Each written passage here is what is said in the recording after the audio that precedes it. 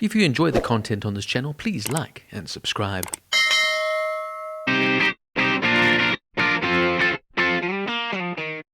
Des is a British three-part television drama miniseries based on the 1983 arrest of Scottish serial killer Dennis Nilsen after the discovery of human remains causing the blockage of a drain near his home.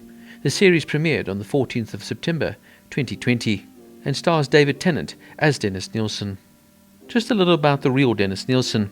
Dennis Andrew Nilsen was born on November 23, 1945 and died on the 12th of May 2018. He was a Scottish serial killer and necrophile who murdered at least 12 young men and boys between 1978 and 1983.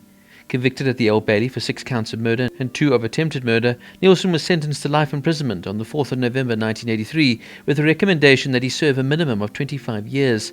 This recommendation was later changed to a whole life tariff in December of 1994. In his later years, Nilsen was imprisoned at HM Prison Full Sutton in East Riding, Yorkshire. All of Nilsen's murders were committed at the 2 North London addresses where he lived between 1978 and 83. His victims would be lured to these addresses through deception and killed by strangulation, sometimes accompanied by drowning. Following each murder, Nilsen would perform a ritual in which he bathed and dressed the victim's body, which he retained for extended periods of time, even bringing them out to watch television with him. He would also perform sex acts on the bodies before dissecting and disposing of the remains by burning them in a bonfire or flushing them down the toilet. Many of the victims' bodies were stored under the floorboards in his home. Later, when Nilsen confessed in prison, he told the police of body parts that were hidden in chests, wardrobes and drawers around his house. He would also often stage bonfires and burn their remains. The police were given multiple chances to arrest Nilsen after they were alerted by his crimes by men who had survived his attacks. 19-year-old Andrew Ho managed to escape and went to the police. However, Ho was an immigrant and a homosexual. Age of consent was 21 at the time. He could have faced prison sentence and declined to press charges. Police questioned Nilsen but took the inquiry no further. Douglas Stewart also survived an attempted murder at the hands of Nilsen and reported it to the police, but when Nilsen told them it was simply a lover's tiff, they believed him.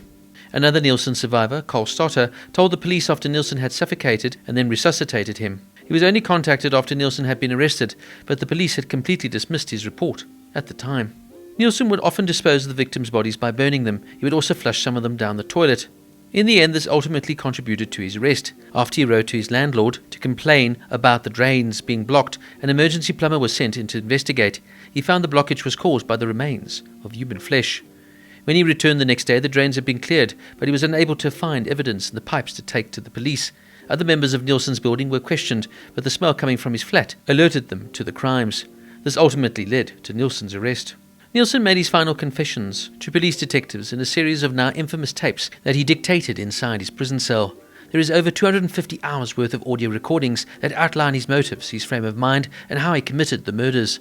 The tapes have become a significant part of true crime folklore and even highlight the disturbing opinions he held about the world and society. Decades after Nilsen's crimes and years after his death, there are still many possible victims of who have not been identified. Nilsen himself did not know who they all were. What's worse, he had first confessed to killing 15 men, then changed the number back to 12. It is possible we don't even know the true extent of his crimes. Nilsen became known as the Muswell Hill murderer as he committed his later murders in Muswell Hill district of North London.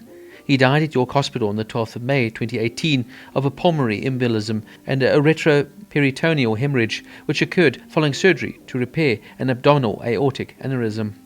Some interesting trivia notes. Des was the nickname that was part of Nilsen's public persona. Luke Neal told Radio Times, Des was something that Dennis Nilsen called himself. To people that he knew him, Nilsen was also head of a union. He was somebody who was a champion of the downtrodden. He was somebody who was nice to people. But Des was a construct that Dennis Nilsen had made in order to get people back to his flat and to kill them. The script is based on the book Killing for Company by Brian Masters, who interviewed Nilsen while he was in prison.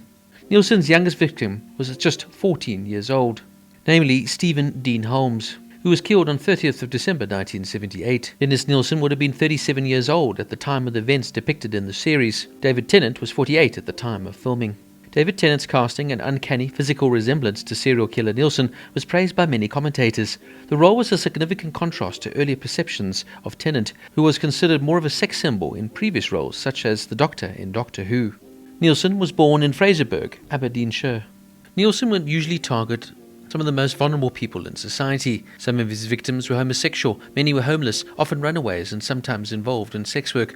They were often members of groups that tended to be dismissed and ignored by the police at the time. In a documentary, The Nilsen Files, Lee Mason, who was a sex worker in the 1970s, said the murders terrified members of the community. Homosexuals and male sex workers were widely seen by society as the lowest of the low, and many were lured to Nilsen's flat in the hopes of drink, food, sex, or even just a bed for the night.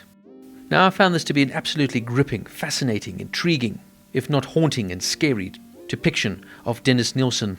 David Tennant is absolutely breathtaking in this role. Tennant would go on to win the International Emmy Award for Best Actor at the 49th International Emmy Awards, and I can see why. He absolutely deserved it. This is a very smartly scripted, very eerie true crime series that is held together through a truly terrifying, engaging, fascinating, and insightful performance here by David Tennant. As mentioned earlier, it is completely uncanny just how similar he looks to the real Dennis Nilsen.